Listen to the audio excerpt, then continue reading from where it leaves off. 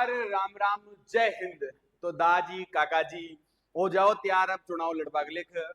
अब राजस्थान सरकार ने घोषणा कर दी है कि अब आपके दो से अगर ज्यादा बच्चे हैं तो आपके चुनाव लड़ने की जो इच्छा है उसमें ये बाधा नहीं बनेगी। जी हाँ, राजस्थान सरकार ने राजस्थान पंचायती राज संशोधन अधिनियम को पेश किया है और इसमें जो है दो से ज्यादा जो बच्चे होंगे उन पर चुनाव लड़ने की जो 30 साल से रोक लगी आ रही थी उसको जो है अब समाप्त कर दिया। क्या है इस पॉलिसी में, क्या फायदा होगा, जानते हैं इससे क्या क्या होने वाला है, क्यों सरकार ने ऐसा किया है। ये जो है हमारे काफी लंबे समय से ये रणनीति हमारी सरकार की चली आ रही थी कि जिनके दो से ज्यादा बच्चे हैं उनको चुनाव नहीं लड़ पा रहे थे वो, और इसको हम लोग गांव की बोलचाल की भाषा में बोलते थे 95 का अधिनियम। इसको सामान्य बोलचाल की भाषा में बोलते थे 95 का नियम। तो अब ये जो 95 को नियम छे यो हट गयो। अब गांव का जे भी दादी जे काका जी छे या चार हो पांच हो, काका जी काकी जी दाजी बाई सब चुनाव लड़ेगा अब। तो ये कहानी आपके इसमें हुई है, क्या हुआ है, क्यों किया है, इस सब को बारे में हम थोड़ा थोड़ा जानते हैं। इसके होगा क्या इससे आखिर। देखो, इसके लिए सरकार ने जो है कुछ बातें बताई हैं कि क्या कहा है। ये नियम कब था? ये 1995 में पंचायत प्रतिनिधियों के लिए दो से अधिक संतान होने पर अयोग्यता का लागू किया था। उस समय सरकार का उद्देश्य था कि जो जनसंख्या बढ़ रही है उस जनसंख्या नियंत्रण को कंट्रोल करना, क्योंकि उस समय फर्टिलिटी रेट जो थी वो 3.6 के आसपास थी। 3.6 के आसपास उस समय फर्टिलिटी रेट थी, तो उसको कम करना था।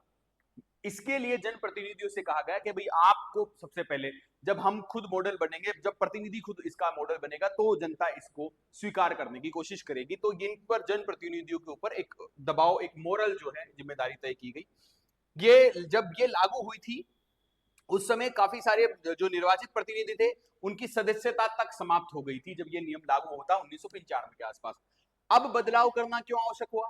ये यही नियम है कि पहले जो है 3.6 हमारी फर्टिलिटी रेट थी 91 से 94 के दौरान, लेकिन वर्तमान में ये लगभग 2% हो गई है, जो कि रिप्लेसमेंट रेट जो है हमारी उसके करीब पहुंच गई। सरकार ये कह रही है कि अभी जो है इतनी आवश्यकता नहीं है, जनसंख्या वृद्धि की जो दर है वो लगभग लगभग हमारी रिप्लेसमेंट के करीब पहुंच गई है, तो इसकी हमें आवश्यक नहीं है। और एक जो यहाँ पर सरकार ने बात कही है, जनसंख्या वृद्धि का केंद्र शहरीकरण और शिक्षा है, न कि दंडात्मक चुनावी शर्त। यानी कि कुल मिला के ये कहना चाहती है कि जो जनसंख्या वृद्धि पर अगर आपको कंट्रोल करना है तो आपको शिक्षा और शहरीकरण इन पर बल देना होगा। केवल अगर आप किसी के ऊपर ये दंड रख देंगे कि नहीं हम तुम्हें चुनाव नहीं लड़ने देंगे, हम ऐसा नहीं करने देंगे, हम सरकारी नौकरी में बाधा रहेगी, ये सब करने से ही किसी भी देश या राज्य की जनसंख्या नहीं कम हो सकती। सरकार कह रही है शिक्षा को बढ़ावा दीजिए, उसके बाद में जनसंख्या जो है वो अपने आप कम हो जाती है। और ये हमने देखा है अधिकतर, ज्यादातर ये हो रहा है कि जब जहां जहां शिक्षा का स्तर बढ़ेगा वहां वहां जनसंख्या जो है वो कम हो जाएगी। जनसंख्या की जो वृद्धि दर है वो घट रही है जहां शिक्षा का स्तर बढ़ रहा है। राजनीति पे इसका असर क्या पड़ेगा? अरे बहुत बवंडर वाला असर पड़ेगा। ग्रामीण और अर्ध शहरी क्षेत्रों में बड़ी संख्या में संभावित उम्मीदवारों को राहत मिलेगी जो काफी बरसों से चुनाव नहीं लड़ पा रहे थे। आप देखेंगे इस बार काफी ज्यादा लोग मैदान में रहेंगे। महिला आरक्षण जो सीटें हैं उन पर भी ज्यादा उम्मीदवार आ सकते हैं, और ये निर्णय जो है पंचायत और नगर निकाय के चुनाव के लिहाज से भी काफी ज्यादा महत्वपूर्ण हो गया है अब हमारे लिए। तो देखते हैं इस पर क्या होता है। हो सकता है इस बार ऐसा हो जाए इस नियम की वजह से कि बैलेट पेपर के नीचे फिर से बैलेट पेपर जोड़ना पड़े, तो काफी सारे उम्मीदवार बनने की संभावना है इसमें।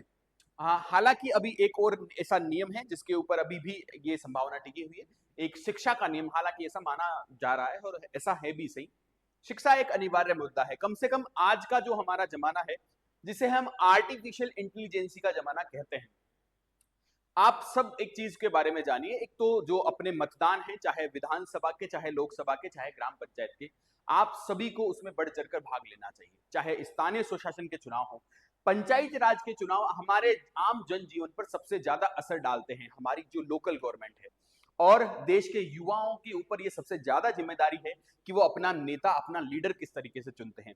दोस्तों, आपको पता है कि ये जो जमाना है आज का आर्टिफिशियल इंटेलिजेंसी का जमाना है। जब इस 21वीं सदी में भारत दुनिया की सबसे बड़ी एआई समिट का प्रतिनिधित्व कर रहा है, उसकी मेजबानी कर रहा है, इस जमाने में हमें भी अपने गांव का जो सरपंच है वो इस तरीके से चुनना चाहिए जो शिक्षित हो, जो पढ़ा लिखा हो, जिसे पता हो कि आर्टिफिशियल एआई का यूज या टेक्नोलॉजी का यूज या शिक्षा का यूज, विज्ञान का यूज हमारे गांव के विकास में किस तरह से हो सके, ये बहुत जरूरी है।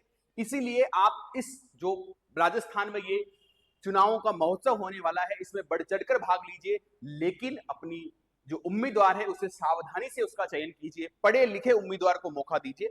हालांकि अभी इस पर क्लैरिटी नहीं आई है सरकार की कि इसमें शिक्षा की बाध्यता होगी या नहीं होगी, लेकिन हम ऐसी उम्मीद करते हैं कि इसमें शिक्षा की बाध्यता हो। तो ये आप ध्यान रखिएगा, अपने उम्मीदवार को चुनते समय इन सब बातों का जरूर ध्यान रखें, ताकि हमारे गांव का विकास हो सके। जब गांवों का विकास होगा तभी इस देश का विकास होगा। आगे इस पर हम बात करते हैं, तो इसको काफी अहम माना जा रहा है। थोड़ी बातें और जानते हैं कि क्या किसी और राज्य में भी ये नियम लागू है, या इसका हमारे ऊपर क्या प्रभाव पड़ेगा, कब ये नियम लागू हुआ था। राजस्थान ऐसा पहला राज्य था जहां पर यह नियम लागू हुआ था, जहां पर इस 2 बच्चों की जो सीमा है इससे जुड़ा हुआ नियम लागू करने वाला राजस्थान पहला राज्य बना था, जिसमें अलग अलग कानूनों में संशोधन हुए थे। इसकी कहानी है थोड़ी सी, ये 94-95 के आसपास ये नियम लागू हुआ। उस समय जो हमारे मुख्यमंत्री हुआ करते थे वो श्री भैरों सिंह जी शेखावत हुआ करते थे, जो आगे चलकर हमारे राजस्थान के उपराष्ट्रपति भी बने थे।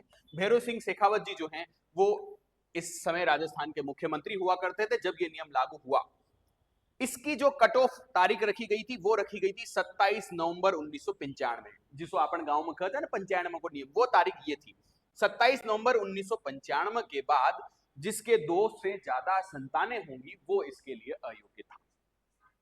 फिर इसमें सरकार ने कुछ नियमों में बदलाव समय के साथ किया, जैसे पंचायती राज अधिनियम 1994, नगर पालिका अधिनियम और राजस्थान नगर पालिका अधिनियम 2009। इसमें सरकार समय समय पर बदलाव करती रही, ये हमारे लिए उतना महत्वपूर्ण नहीं है, बस ये डेट आप एक बार याद रख लीजिएगा कि 27 नवंबर 1995 जो है ये इसकी डेट थी, कट ऑफ डेट रखी गई थी।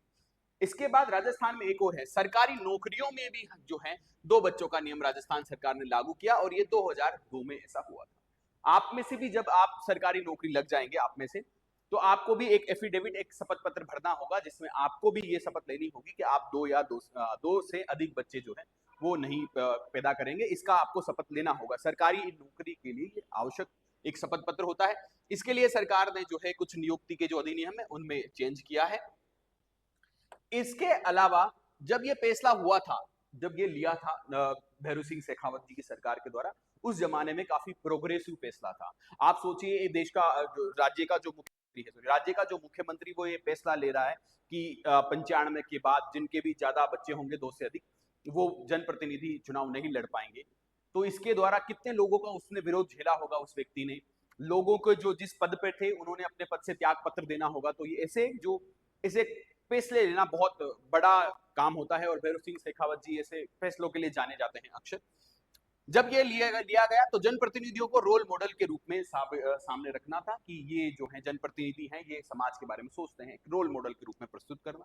जनसंख्या नियंत्रण, स्त्रीकरण, ताकि जनसंख्या कंट्रोल हो, बैलेंस हो, जनसंख्या जन्म दर में प्रत्यक्ष कमी हो, जो हमने देखा जब ये नियम लागू हुआ था 3.6 थी और आज हम पहुंच गए हैं 2% पर। परिवार नियोजन में कानूनी समर्थन, जो लोग इस मेथड से, इस पद्धति से चुनकर आ रहे हैं, वो जरूर इस पद्धति का, 2 बच्चों वाली पद्धति से अगर कोई भी राजनेता चुनाव लड़कर आ रहा है तो वो इसका समर्थन करेगा कि ये होना ही चाहिए। सामाजिक आर्थिक बेहतर, जितने जो है जनसंख्या जितनी नियंत्रित रहेगी उतना ही देश का, राज्य का, गांव का विकास होगा। तो ये फैसला जो है इस जमाने में, क्या और किन राज्यों में ये नियम लागू है, 2 बच्चों का जो नियम है वो कहां कहां लागू है, असम में लागू है, अलग अलग रूप में जो है, चाहे वो शहरी निकाय हो या ग्रामीण निकाय हो, इनमें अलग अलग रूप से ये नियम लागू है। असम हो गया, गुजरात हो गया, महाराष्ट्र, आंध्रा, ओडिशा, हरियाणा, उत्तराखंड, तेलंगाना, इन सभी राज्यों में लागू है। क्या कोई राज्य इसको वापस भी ले चुके हैं? जी हाँ, एमपी हो गया, आपके छत्तीसगढ़ हो गया, ये वो राज्य हैं, एमपी, छत्तीसगढ़ और 1-2 राज्य और होंगे जो इस नियम को लागू करने के बाद वापस रिटेन भी कर चुके हैं। जहां जैसे राजस्थान ने इसको वापस लिया है, वैसे इन राज्यों ने भी लागू किया था और इन्होंने भी जो है इसको अब कैंसिल कर दिया है। और क्या इसके प्रावधान होंगे हमारे, वो हम बात करेंगे। तो ये हमारा जो है, ये हमारा था जनप्रतिनिधित्व अधिनियम, इसमें जो है सरकार ने संशोधन किया है।